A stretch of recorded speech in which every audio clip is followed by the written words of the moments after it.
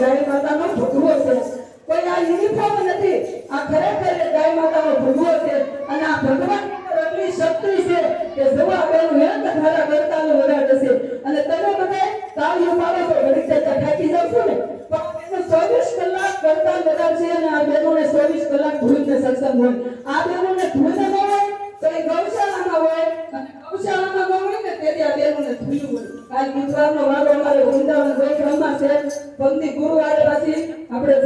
બધા ગામે ધૂળ છે. આ 24 કલાક બેનો સેવા કરે છે ગાય માટે. ઘણા ખરા સુરતની અંદર મંડળ હાલે છે, કોઈ મંડળનો આપણે વિરોધ નથી કરતા, જે મંડળ હાલે છે એને લાખ લાખ મારા વંદન છે, પણ ખરેખર આવું મંડળ હોય ને તો એ બાપા સીતારામ મહિલા મંડળ છે. આવું મંડળ તેનું વખાણ કરવું એવું નથી, પણ આ ખરેખર આ બેનોને નાભીમાંથી આશીર્વાદ દીધા જેવો છે કે 1 રૂપિયા બેનોને ફી નથી અને આ 3 કલાક કિંમતી સમય છે, અત્યારે કોઈ પાસે સમય જ નથી, પણ આના પટેલની દીકરીઓ બધા બહેનો છે, સત્તા બધા બહેનો તો કે ગાય માતે બલિદાન દીધું છે. ગાય માતાને અત્યારે ભારે આવ્યા છે, કેમ કે કળિયુગની અંદર તો ભારતની અંદર ગાય છે ને તો આપણો દેશ વસશે, પણ ગાય નહીં હોય ને તો આપણો દેશ નહીં હોય, કેમ કે 12 દેશમાં જો યુદ્ધ ચાલે છે, કોમના આધારે બધી ઉદ્ધમાતી તો કે દુનિયાનો વિનાશ થવાનું પહેલું પગથિયું તો શરૂ થઈ ગયું છે, પણ આ ભારત દેશ એટલો બધો મજબૂત છે, પણ કેમ કે અહીંયા ગાય માતાની સેવા થાય છે અને અહીંયા ગૌ સેવા થાય છે કે ઘરે ઘરે બેનો જાગૃત છે, નારી શક્તિ તો કે ગાય માતામાં એટલે જાગૃત છે, એટલે આપણો દેશ આગળ છે. આપણા દેશમાં વિનાશ તો થવાનો છે, આપણા દેશના 10 વર્ષ આપણા માટે હારા છે, ભજન કીર્તન કરવાનું પછી તો આપણા માટે જ આ યુદ્ધ શરૂ થવાનું છે, પણ ખરેખર આ યુદ્ધ ના આવે ને ત્યાં સુધી ભગવાનને પામી લેજો, આવી સેવા કરી લેજો, જ્યાં શિવા સેવાનો યોગ છે તમારી પાસે અને આ સેવા તો આપણે આ પ્રકૃતિ આપણને ટચ નહીં કરી શકે. સમય તો એવો આપણે આવશે છે, પણ આપણે ભારત દેશની અંદર પ્રકૃતિથી વિનાશ થાય, એ લોકોને યુદ્ધ થશે એટલે બોમ્બ થઈ થાય અને ભારત દેશની અંદર તો કે પ્રકૃતિ સારી કોઈ બોલતી છે, ધરતીકંપ હશે, યજ્ઞ હશે, વાયુ હશે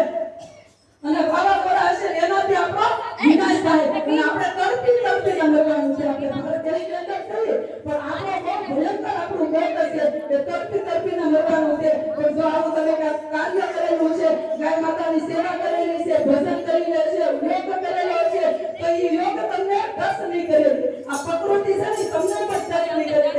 કે આમાં તમારા ભગવાનની ભક્તિ ભરેલી છે, સેવા ભરેલી છે, તમે કે દાન કરેલું છે અને એ ટાઈમે આ બધું તમને ઈ જ કામમાં લાગશે. 5-6 વર્ષના બંગલા છે પણ એ બધા આઈનો સુખ છે, પરમ ધામ જવાનું સુખ હોય ને તો તમારી આત્મા જાય છે, થોડી જાતું નથી તો આત્મા શું લઈ જાય છે તો કે કર્મ લઈ જાય છે, પાપ અને પુણ્યનું ખોટું જે આત્મા લઈ જાય છે અને તમામ પ્રોપર્ટી છે આ બધી આપણે બંગલા ખેતરો ફાર્મ ને બધી વસ્તુ છે આપણી પાસે, ગાડીઓ છે, ફોટું છે, પણ એ બધું તો કે આ દેશ ઉતરેલા એના ખતમ. આ દેહનો બધા માલિક છે, પણ આત્માનો માલિક તો એક પુણ્ય અને પાપ આ બે આત્મા લઈ જાય છે. જેવું કર્મ કરશે એવું ભગવાન તમને ફળ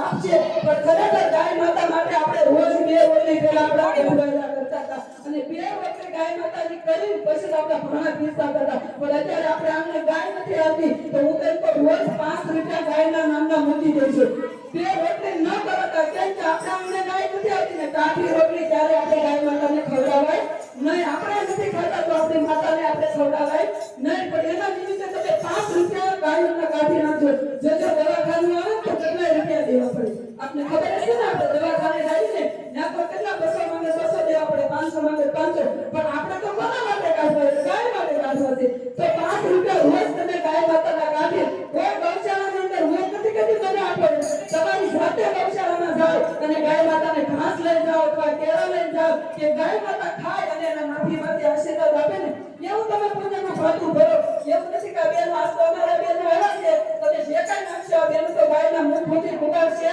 લાડવા કરજો. અમારા બેનો જો પોતે ગૌશાળામાં જાય લાડવા કરી ખવડાવે, દર 11 કેળા ખવડાવે અને અત્યારે મેં 1 વર્ષ દિવસની સેવા ભક્તોના પાસે સર્વોપર કામ છે અને ત્યાં જીવને જમને વાતો થાય ને એવો ગાય માતાને એને જમને વાતો થાય છે, કેમ કે ત્યાં હાવસનું ભાવ અત્યારે જોર છે દીપડાનું તો 10 ગાયું ખવાય છે, રોજ 10 ગાયું મરણે ખવાય, પણ આ બેનો જાગૃત થશે. જોજો સુરત ધામમાં રહેતા છે અને દેશમાં સેવા કરે છે. આ બેનોનું દાન દેહમાં જાય છે અને એક તો કે હાવસના મુખમાંથી ગાયને બેસાડે છે આ બેનો, કેમ કે અમે રિયલ ગામના 2 દી અમે જઈએ 2 રાત અમે આ 2 એના બધા જતા બે રાતના રાત અમે જોયું ને અમે 1 કિલોમીટર હલે ને ત્યાં ગાય મરેલી હતી કેટલી અમે ક્યાં ગાયની અંદર કોટલા પ્લાસ્ટિકના નીકળેલા હતા આમે અમારા નજરે જોયું ને તે એમાં લોહી ઉકળી ગયું કે આ બેનને કીધું ઘરે ઘરે શક્તિ જાગૃત થાય કેમ કે દીકરીને ગાય દોને ત્યાં ગાય આપણે દીકરીઓને બહાર કરવાનું છે જેથી આપણી દીકરીને જો કરે ને તો એક માસ આઝાદ મળે આપણી પાસે તો આ માને જો આપણે કબરખાનેથી બસાવી હોય ને તો આપણે ઘરે ઘરે જાગૃત થવું જોઈએ અને તેને સમયમાં તો લોકો કે આવું મંડળ આવ્યું હોય ને એને સપોર્ટ કરજો એ લોકોને પાક ભૂલે દેતા જો એ લોકોને તમે કાંઈ ધંધા રાખી દો ભગવાન નિમિત્તે કાઢી હોય તો આ બેનું કેમ કે ગાયનો રૂપિયો કોઈ ખાય નહીં અત્યારે કે ગાયની અંદર 33 કોટી દેવતા છે એ તમે 1 રૂપિયાને ખાધું હોય ને તો એ રૂવાડે હિસાબ લેવો એટલે ગાયનો તો કોઈ રૂપિયો ખાય નહીં કેમ કે વિશ્વાસ આવેલો પટેલની દીકરી છે એટલે 3 કલાક સમયનું દાન ને રળે કરતા કેટલો રૂપિયો બનો પણ આ બેનું કીધું આપણે રળે તો આપણું એટલું જ કલ્યાણ થાય પણ શેરીએ આપણે ભૂલ કરશું ને તો આ કેટલાય જીવનમાં આમાં દાન દે અને કેટલાના ખાતામાં ભૂલ જમા થાય હે તો આપણે શક્તિ છે ભગવાન નારી છે પણ ખરેખર અત્યારે નારાયણ થઈ ગઈ છે કેમ કે હું કામ કર્યું છે તમને ભગવાને લક્ષ્મી આપે છે પણ તમે યોગ્ય જગ્યાએ વાપરો ને તો એ મહાલક્ષ્મી થઈ જાય અને અવળે રસ્તે વાપરો ને તો એ લક્ષ્મી થઈ જાય સૂર્યલક્ષ્મી થઈ જાય અને તમે જો આવા કાર્યની અંદર વાપરો તો તમે લક્ષ્મી તો ભગવાને આપી પણ એને તમે મહાલક્ષ્મી કરી ધર્મના કામને વાપરશે એટલે ભગવાન તમારી મહાલક્ષ્મી કરી તો તેનું ખરું કીધું છે અને જાતું માનજો તો ગાય છે ને એના મુખમાં તો આખી ભગવત ભગવાને લખી અને એનું ગળું છે એમાં 18 અધ્યાય છે અને જે એનો ફાલ છે ને ત્યાં શિવજીનું સ્થાન છે અને ગાયના મસ્તક ઉપર તો આખો વૈકુંઠ ધામ છે અને ગાયની ગોબરની અંદર તો તે માં લક્ષ્મી સાક્ષાત બિરાજમાન છે અને તમારે કોઈ જરૂર એક કીટનું દાન કરવું હોય તો 500 રૂપિયા અમે એક કીટના મૂક્યા છે કેમ કે ત્યાં 35 લાખનો અમારે બીના ગાયનો ઓર્ડર બનાવવાનો છે પણ 35 લાખનો અમે ન બનાવી હતી અને તમે એને બનાવી હતી પણ આપણે ટીપે તો કે આખું સરોવર ભરા એક કીટનું બેનું દાન આપશે તો ગાય માતાને એટલી ખાંભલી ઊભી થઈ જાય પણ ક્યારે તો તમને ભગવાન આપણે બધાને આપ્યું છે પણ આપણે કઈ નથી એકતા કેમ કે ધર્મમાં જવું છે ને એટલે આપણે દવાખાનું આવે ગૌણ બિરાજમાં ગયો આપણો તો એ આપણે કોઈ કિલો કરી કે નાના ફેરમાં નથી કરે તો અમારા બેનો અમારા રાધાજી છે જો છો ને આ તમારે રાધાજીને